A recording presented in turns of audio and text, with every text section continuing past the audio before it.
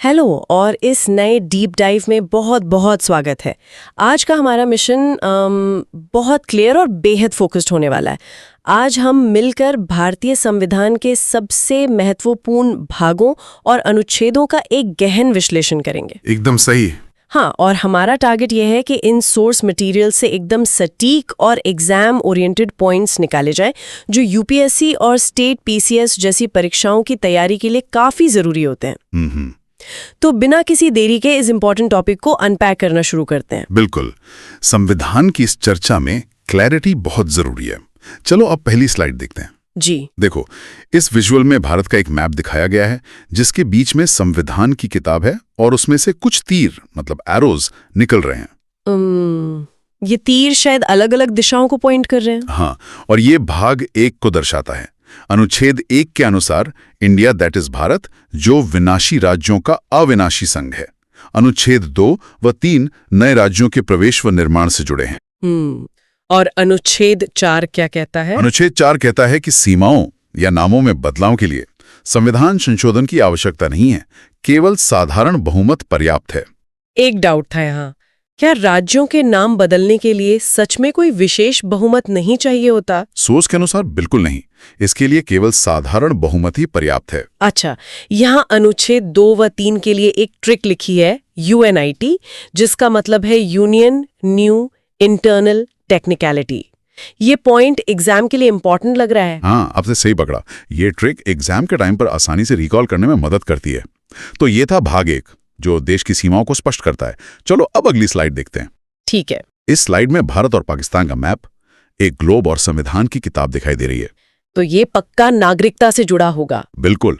अनुच्छेद 5 से 11 भारत में एकल नागरिकता लागू करते हैं जो ब्रिटेन से प्रेरित है। और इसमें कट ऑफ डेट क्या है? अनुच्छेद 6 में पाकिस्तान से भारत आने वालों के लिए कट ऑफ डेट 19 जुलाई 1948 दी गई है। और अनुच्छेद 11 के तहत नागरिकता पर कानून बनाने की सर्वोच्च शक्ति संसद के पास है। एक सवाल जो दिमाग में आता है, अगर कोई विदेश की नागरिकता ले ले तो क्या होगा? सोर्स में अनुच्छेद 9 के हवाले से स्पष्ट है कि नागरिकता स्वतः ही समाप्त हो जाएगी। या अनुच्छेद 9 के लिए एक ट्रिक है, नो मीन्स नो। ये एग्जाम के लिए इंपॉर्टेंट लग रहा है। हाँ, नो मीन्स नो से सीधा याद रहता है कि दोहरी नागरिकता नहीं मिल सकती। नागरिकता के इन प्रावधानों के बाद आगे बढ़ते हैं। चलो अब अगली स्लाइड देखते हैं। जी, इसमें क्या है? यहाँ मैप के ऊपर एक छाता मतलब अम्ब्रेला खुला है और अलग अलग लोगों के आइकन बने हैं। छाता मतलब अधिकारों की सुरक्षा। एकदम।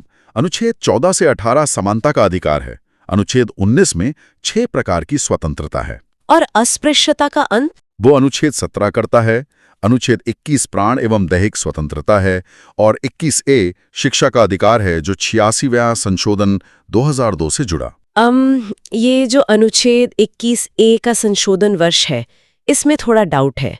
ये कौन से वर्ष का है? सोर्स डॉक्यूमेंट एकदम क्लियर करता है कि ये 86वां संशोधन वर्ष 2002 के द्वारा लाया गया था। यहाँ 2 ट्रिक्स हैं, समानता के लिए EDUT और अनुच्छेद 19 के लिए सैम रिजाइड्स इन प्रोफेशन। ये पॉइंट एग्जाम के लिए इंपॉर्टेंट लग रहा है। बिल्कुल, इन ट्रिक्स से सीक्वेंस याद रखना काफी आसान हो जाता है। मौलिक अधिकारों के इस पहले हिस्से को समेटते हुए चलो अब अगली स्लाइड देखते हैं। इस बार अलग आइकन्स हैं। हाँ, इस स्लाइड में एक फैक्ट्री, मंदिर, मस्जिद और सुप्रीम कोर्ट की बिल्डिंग के आइकन मैप से जुड़े हुए हैं। तो ये बाकी बचे मौलिक अधिकार होंगे? सही कहा। अनुच्छेद 23 मानव तस्करी और बलात् श्रम पर रोक है और 24 बाल श्रम पर रोक है।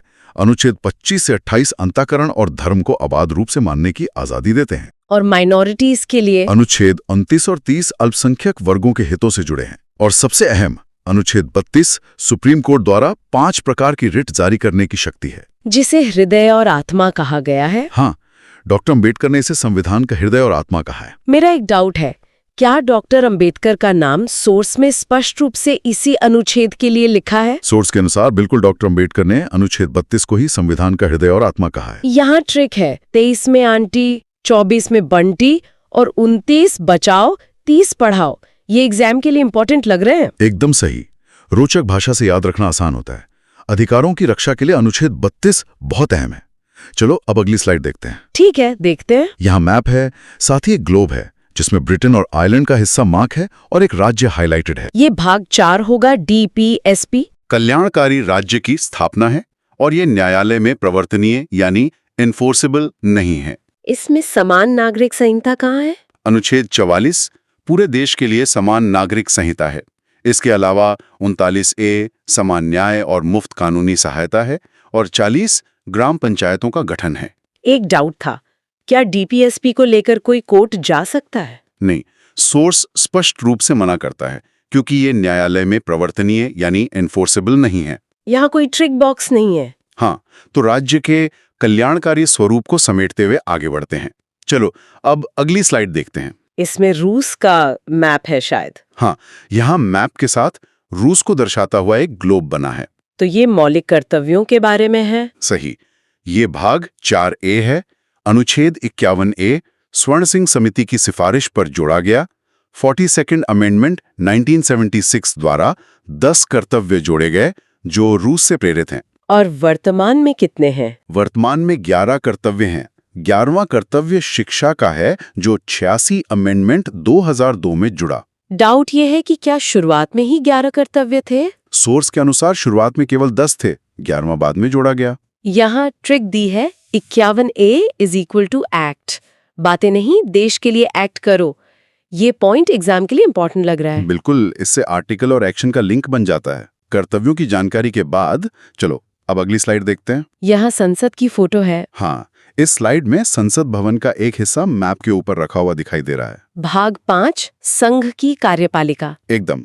अनुच्छेद 52 से 61 राष्ट्रपति के पद और निर्वाचन आदि के बारे में है।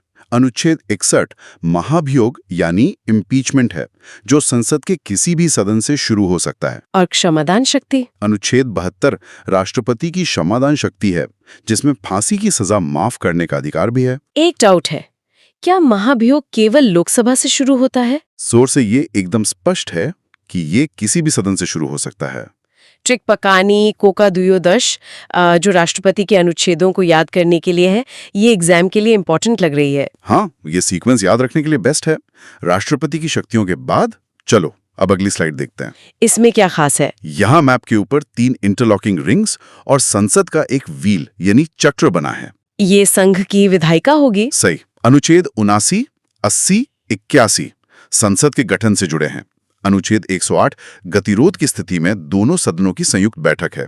और धन विधेयक कहाँ आता है? अनुच्छेद 110 धन विधेयक है जो केवल लोकसभा में पेश होता है। और अनुच्छेद 112 वार्षिक वित्तीय विवरण है और स्पष्ट लिखा है कि संविधान में बजट शब्द का उल्लेख नहीं है। मेरा डाउट इसी पर था, क्या सच में बजट शब्द संविधान में नहीं है? एकदम सही। सोर्स कंफर्म करता है कि बजट शब्द संविधान में बिल्कुल नहीं है। अनुच्छेद 79 से 81 के लिए सरला ट्रिक दी है। स से संसद, र से राज्यसभा, ल से लोकसभा। ये ट्रिक एग्जाम के लिए बहुत इंपॉर्टेंट लग रही है। हाँ, ये बहुत फेमस और काम की ट्रिक है। संसद की कार्यप्रणाली के बाद चलो अब अगली स्लाइड देखते हैं। इसमें न्याय का तराजू है। हाँ, इस स्लाइड में मैप के साथ एक न्याय का तराजू और एक ऑडिट लॉग की बुक दिखाई गई है। तो न्यायपालिका और सीएजी। बिल्कुल। अनुच्छेद 124 सुप्रीम कोर्ट की स्थापना से जुड़ा है। अनुच्छेद 129 बताता है कि सुप्रीम कोर्ट एक अभिलेख न्यायालय है। और न्यायिक पुनरावलोकन वो अनुच्छेद 137 है जिसका मतलब है संसद के कानूनों की जांच। और अनुच्छेद 148 सीएजी का है जो पब्लिक पर्स का गार्जियन है। एक डाउट है, संसद के कानूनों की जांच कौन करता है? सोर्स के अनुसार अनुच्छेद 137 के तहत ये काम सुप्रीम कोर्ट करता है। यहाँ एक ट्रिक है, 124 सुप्रीम कोर्ट और 214 हाई कोर्ट। ये पॉइंट एग्जाम के लिए इंपॉर्टेंट लग रहा है। हाँ, डिजिट्स को स्वैप करके याद रखना आसान होता है। न्यायपालिका और ऑडिट की बात चलो अब अगली स्लाइड देखते हैं। इसमें शहरों के नाम है। हाँ, यहाँ मैप पर अलग अलग शहरों जैसे लखनऊ, भोपाल, मुंबई पर पिन्स लगे हुए हैं। ये राज्य की कार्यपालिका होगी। सही।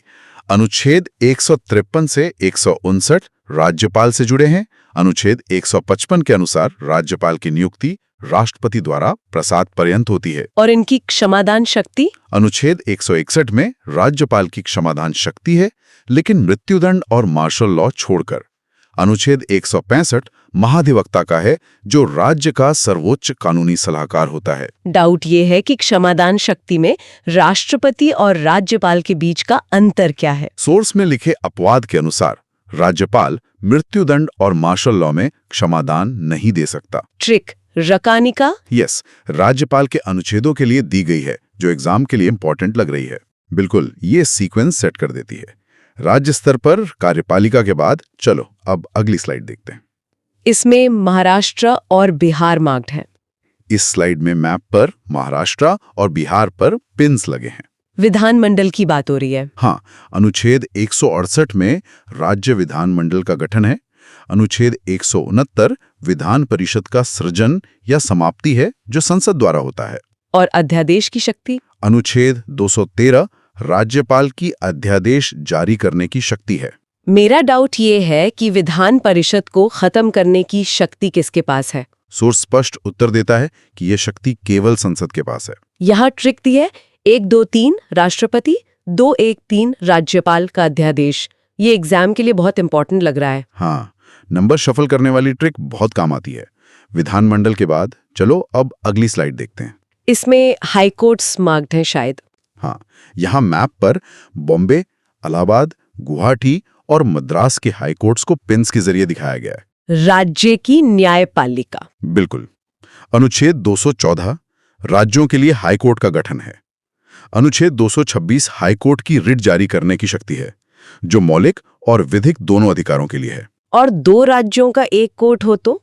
अनुच्छेद 231 2 या अधिक राज्यों के लिए एक ही हाई कोर्ट का प्रावधान करता है। डाउट ये है कि अनुच्छेद 226 और 32 में अंतर क्या है? सोर्स के आधार पर 226 में विधिक अधिकारों के लिए भी रिट जारी की जा सकती है, जो 32 में नहीं है। यहाँ कोई ट्रिक नहीं है। ठीक है, राज्य की न्यायपालिका के बाद चलो अब अगली स्लाइड देखते हैं। इसमें गांव और शहर दोनों हैं। इस स्लाइड में मैप पर गांव के आइकन और शहरों की बिल्डिंग्स की तरफ पॉइंट करते हुए लोकेशंस हैं। तो ये स्थानीय स्वशासन है। हाँ, अनुच्छेद 239 के तहत केंद्र शासित प्रदेशों का प्रशासन सीधे राष्ट्रपति द्वारा होता है। अनुच्छेद 243 से 243 ओ ग्राम पंचायतें हैं। और नगरपालिकाएं अनुच्छेद 243 बी से 243 ZG नगरपालिकाएं हैं। डाउट यह है कि स्थानीय स्वशासन कौन से संशोधन से आया? सोर्स के अनुसार ग्राम पंचायतें 73वां संशोधन 1992 और नगरपालिकाएं 74वां संशोधन 1992 से आई। यहाँ भी कोई बॉक्स नहीं है। ठीक है, पंचायत और नगरपालिकाओं को समेटकर चलो अब अगली स्लाइड देखते हैं।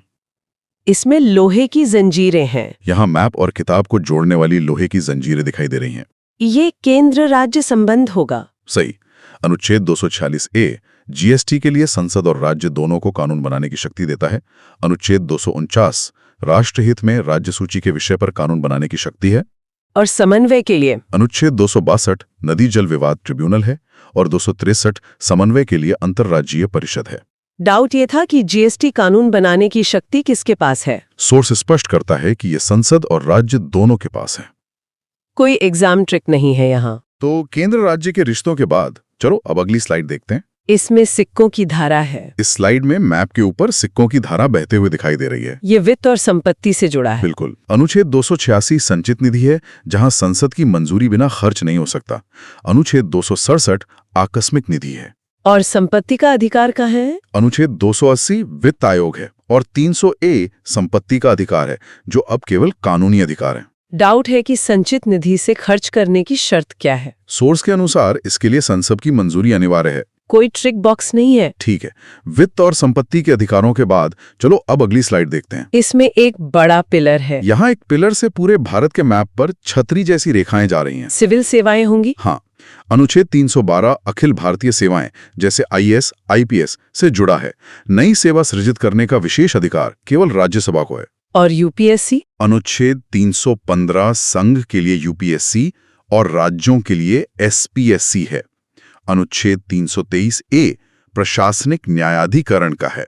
डाउट है कि नई अखिल भारतीय सेवा कौन बना सकता है? सोर्स के अनुसार ये अधिकार केवल राज्यसभा को है। यहाँ भी ट्रिक नहीं है। तो सिविल सेवाओं के प्रशासन के बाद चलो अब अगली स्लाइड देखते हैं। इसमें बैलेट बॉक्स रखे हैं। इस स्लाइड में पूरे मैप पर चुनाव के बैलेट बॉक्स रखे हुए हैं। ये निर्वाचन है। सही। अनुच्छेद 324 निर्वाचन आयोग का गठन है। अनुच्छेद 326 वयस्क मताधिकार है, जहां 18 वर्ष पूर्ण कर चुके नागरिकों को वोट का अधिकार है।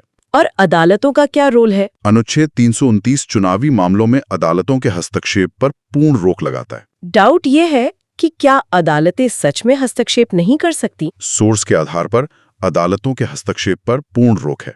कोई ट्रिक नहीं है? चुनाव प्रक्रिया के बाद चलो अब अगली स्लाइड देखते हैं। ये मैप काफी सिंपल है। यहाँ साधारण मैप है और संविधान की किताब से अलग अलग दिशाओं में रेखाएं जा रही हैं। विशेष वर्ग और राजभाषा। हाँ, अनुच्छेद 330 व 332 लोकसभा और विधानसभा में SC/ST आरक्षण की बात करते हैं। अनुच्छेद 338, 338A और 338B आयोगों के लिए हैं। राजभाषा का क्या नियम है? अनुच्छेद 343 कहता है कि संघ की राजभाषा हिंदी और लिपि देवनागरी होगी। डाउट है कि राजभाषा की लिपि क्या है? सोर्स स्पष्ट उत्तर देता है कि ये देवनागरी है। कोई एग्जाम अलर्ट नहीं है? विशेष वर्गों और भाषा के बाद चलो अब अगली स्लाइड देखते हैं। इसमें सायरन रखा हुआ है। इस स्लाइड में संविधान की किताब के ऊपर एक सायरन रखा है जो अलर्ट दिखा रहा है। तो ये पक्का आपातकाल है। बिल्कुल। अनुच्छेद 352 राष्ट्रीय आपातकाल है। अनुच्छेद 356 राष्ट्रपति शासन है। और वित्तीय आपातकाल? अनुच्छेद 360 वित्तीय आपातकाल है, जो भारत में आज तक कभी लागू नहीं हुआ। ठीक करता है कि ये कभी नहीं लगा। कोई ट्रिक नहीं है? इमरजेंसी प्रोविजंस के बाद चलो अब आखिरी स्लाइड देखते हैं। आखिरी स्लाइड आ गई। इस अंतिम स्लाइड में भी मैप के बीच किताब रखी है और विशेष राज्यों की तरफ लाइनें जा रही हैं। संविधान संशोधन होगा। हाँ, अनुच्छेद 368 संसद को संविधान संशोधन की शक्ति देता है, मूल ढांचे को छोड़कर। अनुच्छेद 371 महाराष्ट्र और गुजरात के लिए है। और बाकी राज्यों के लिए? अनुच्छेद 371 A, B, C क्रमशः नागालैंड, असम, मणिपुर के लिए हैं। और अनुच्छेद 395 से पुराना अधिनियम रद्द होता है। मेरा डाउट है कि अनुच्छेद 368 में अपवाद क्या है? सोर्स स्पष्ट करता है कि संसद मूल ढांचे यानी बेसिक स्ट्रक्चर में संशोधन नहीं कर सकती। यहाँ अनुच्छेद 371 A, B, C के लिए NAM की ट्रिक दी है जो एग्जाम के लिए बहुत इंपॉर्टेंट लग रही है। बिल्कुल, इससे राज्यों का क्रम याद रहता है। तो ये था संविधान में बदलाव और विशेष राज्यों का सारांश। ये चर्चा बहुत गहरी थी। इस चर्चा को समाप्त करते हुए एक बात हमें समझनी होगी कि कैसे अनुच्छेद 1 से लेकर 395 तक हमारा संविधान सिर्फ एक किताब नहीं है, बल्कि एक ऐसा जीवंत दस्तावेज है जो भारत के हर नागरिक, हर राज्य और हर संस्था को एक सूत्र में बांधता है। मैं पूरी तरह सहमत हूँ। इस गहन विश्लेषण से बहुत कुछ नया और एग्जाम ओरिएंटेड सीखने को मिला है, जिससे आगे खुद से और गहराई में पढ़ने की प्रेरणा मिलती है। आज की ये चर्चा बहुत ही लाभदायक रही।